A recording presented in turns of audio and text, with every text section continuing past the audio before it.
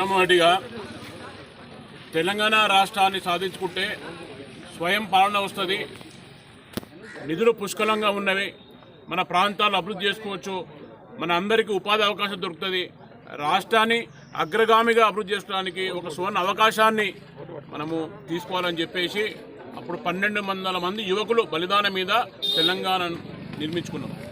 వచ్చిన తెలంగాణలో అనేక హామీలు ఇచ్చారు. మొట్టమొదటిగా కేజీ టు పీజీ అన్నారు. కేజీ టు పీజీ అటు పోను ఉన్న ప్రభుత్వ పాఠశాలని నిర్వీర్యం చేసే పరిస్థితి కనబడుతూ ఉన్నది. ఉచిత వైద్యం అన్నారు. ఒక దిక్కు కరోనా వైరస్ వచ్చి విలయతాండం చేస్తూ ఉన్నది. ప్రభుత్వ హాస్పిటల్ పట్టించుకోరు, కేవలం గాంధీ హాస్పిటల్కి పరిమితం చేశారు. ఈరోజు ప్రైవేట్ హాస్పిటల్ తెరుచుకున్నారు.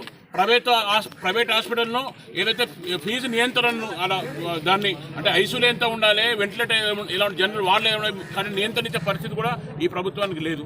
కేవలం చెప్పిర్రు, దాటేశారు. ఈరోజు పేద ప్రజల రక్తం పీల్చిన పరిస్థితి కనబడతా ఉన్నది. అదే కాకుండా కూడా ఈ 6 సంవత్సరాల నుంచి ప్రభుత్వం అనేక హామీలు ఇచ్చారు. ఒక పక్క డబుల్ బెడ్రూమ్లు అన్నారు. మరి ఈ నియోజకవర్గంలో దాదాపు ఈ డివిజన్లోనే 6000 మంది లబ్ధిదారులుగా ప్రభుత్వం తెలిస్తే ఈడ కడుతుంది మంది జీరో. ఒక్క డబుల్ బెడ్రూమ్ కట్టే పాపాన పోలేదు. చిన్నపాటి వర్షం పడితే కూనుకు లేని పరిస్థితి కనబడతా ఉన్నది. ఇదే ఈ పరిసర ప్రాంతాలు చూస్తే ఈ కపడా చెరువుతోని దానికి ట్రంక్ లైన్ లేక, ముందస్తు ప్రణాళిక లేక, కేవలము అభివృద్ధి చేస్తున్నామని చెప్పేసి మాటల గారడితోనే ఇంతవరకు ఈ 6 సంవత్సరాలు గడిపిన ఈ ప్రభుత్వం. మరి ఇది శాశ్వత పరిష్కారం కోసము దీనికి ట్రంక్లో నిర్మించాలని ఇంకిత జ్ఞానం కానీ జిహెచ్ఎంసీ ఆర్భాటాలు చెప్తారు. జిహెచ్ అగ్రగామికి అభివృద్ధి చేస్తాము, డల్లాస్గా మారుతామని చెప్పేసి బడ్జెట్ పుష్కలంగా ఉన్నది, అన్ని విధాలు అభివృద్ధి చేస్తామన్నారు. మరి అంటే చిన్నపాటి వర్షానికే ఈరోజు పడవలు వేసుకొని తిరిగే పరిస్థితుంది, ఇంట్లోకి బయటికి రాని పరిస్థితున్నది. దాంతోనే మురుగునీరు వర్షం మీద కలుషితం అయిపోయి ఇక్కడ విష జ్వరాలతో కానీ, డెంగ్యూ కానీ, మలేరియా కానీ వివిధ రోగాలతో బారిన పడుతూ ఉన్నారు. ఒక పక్క కరోనా వైరస్, ఒక పక్క విష జ్వరాలు వర్షాలతోని, ఒక పక్క ఇచ్చిన హామీలు నిలబెట్టుకోరు. అదే కాకుండా కూడా ఈ డివిజన్లో దాదాపు 6000 కుటుంబాలు పైన పట్టాల సమస్యతోని ఒక అధికారి చేసిన తప్పిదంతో గత 10 దశాబ్ద కాలం నుంచి ఇబ్బంది పడుతూ ఉన్నారు. ఇక్కడ ఈ ప్రభుత్వం అధికారులు కానీ, ఈ ప్రభుత్వ పెద్దలు కానీ, మంత్రులు కానీ, ఎమ్మెల్యేలు కానీ, ఎంపీలు కానీ పలుమార్లు వచ్చారు. గతంలో ఎలక్షన్ల నిమిత్తం వచ్చారు. జిహెచ్ఎంసీ ఎలక్షన్ల టైంలో వచ్చినప్పుడు జిహెచ్ఎంసీ ఎలక్షన్ల ఏదైతే కోడ్ ఉన్నదో ఆ కోడ్ లేకపోతే మేము ఇప్పుడే జీవో వచ్చేవాళ్ళము. కోడ్ ఉంది కాబట్టి మీరు ఎలక్షన్లో ఓటేయండి, ఇక్కడ జిహెచ్ఎంసీ కార్పొరేట్లను గెలిపియండి, ఖచ్చితంగా మీరు ఇచ్చే సమస్య ప్రభుత్వం తీసుకుంటుంది, మా బాధ్యత అని చెప్పేసి హామీ ఇచ్చిపోయారు. మరి అందరూ ప్రజలు నమ్మిర్రు. వాళ్ళ నమ్మకాన్ని వమ్ము చేయడం ఖచ్చితంగా మనకు ఈ అవసరములు తీరుస్తామంటారు కాబట్టి, జీవో ఇస్తామంటారు కాబట్టి మేము గెలిపిస్తామని అప్పుడు ప్రజల టీఆర్ఎస్ బయట నిలిచి గెలిపించే పరిస్థితి కనబడ్డది. మరి గెలిచినాక ఇప్పుడు 5 సంవత్సరాల టర్మే పూర్తయిపోతుంది. పలుమార్లు ఇక్కడ వచ్చిన మంత్రులను కానీ, అధికారులను కానీ, ఎమ్మెల్యేలు, ఎంపీలను కానీ ఇక్కడ ప్రజలు నిలదీశారు.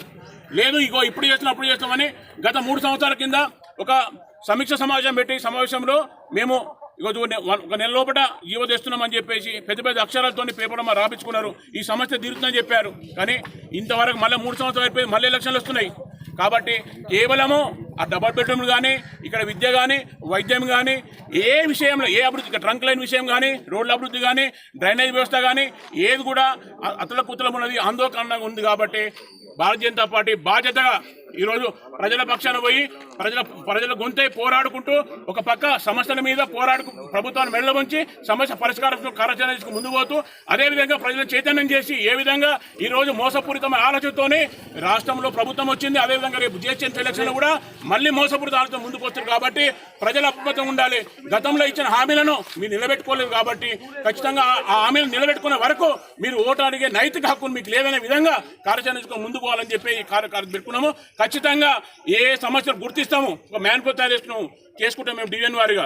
ఖచ్చితంగా దీన్ని ఏ విధంగా ఈ కార్యాచరణ చేస్తే ప్రజలకు మంచి జరుగుతుంది. మంచి కార్యక్రమానికి భారతీయ జనతా పార్టీ ప్రతి కార్యకర్త కూడా చిత్తశుద్ధితోని ఈ ఎలక్షన్లు గెలవడమే కాదు, కార్యక్రమాలు చేయడం కూడా మా బాధ్యత తీసుకొని మేము ప్రజల్లో పోతామని తెలియజేస్తా ఉన్నాం.